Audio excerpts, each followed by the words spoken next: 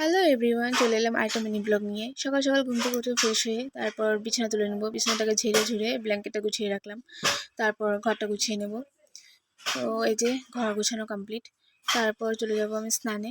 চলে এসেছি স্নান করে, স্নান টান করে একটু সাজুগুজু করে তারপর চলে গেলাম আমি ঠাকুর ঘরে এখন পুজো দেবো ঠাকুরকে। প্রথমেই আমি একটা কাপড় ভিজিয়ে সেটা দিয়ে আমি সব ঠাকুরগুলোকে মুছে নেব।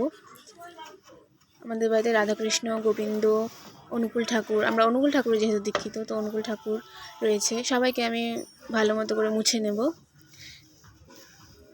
লক্ষ্মী ঠাকুরও রয়েছে, ভোলেনাথ রয়েছে, অনেকগুলো ঠাকুর রয়েছে। তো সবাইকে আমি মুছে তারপর ভালো মতো করে পুজো দেবো।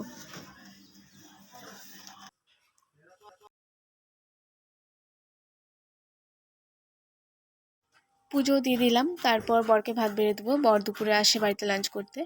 তো আজকে রান্না হয়েছিল পেঁপে শুক্তো, ছোটো আলুর দম আর চচ্চড়ি আর আলু করলা ভাজা। তো এই চারটে জিনিসের মধ্যে দুটো জিনিস আমি খাই না, যেটা হলো চচ্চড়ি আর পেঁপে শুক্তো। তো তারপর আমি বরকে ভাত দিয়ে দিয়েছি। তো যেহেতু আমি পেঁপে শুক্তো আর চচ্চড়ি খাবো না, তো আমি আমার জন্য ডিম অমলেট করে নেবো। আমি ডিম, আলুর দম আর করলা ভাজা আছে ওখানে, ওটা দিয়ে খাবো। তো এখানে আমি ডিম অমলেট করে নিলাম।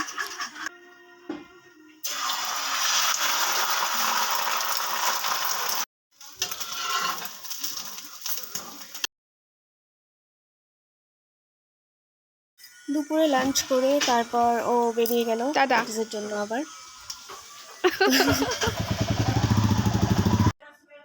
সন্ধ্যাবেলা টিউশন পড়িয়ে আমি একটু চা খেয়ে নিলাম। তো চাটা আমি একটু রিল্যাক্সে খাই, অনেকটা টাইম ধরে খাই, মানে ভালো লাগে, তাড়াহুড়ো করে আমার ভালো লাগে না।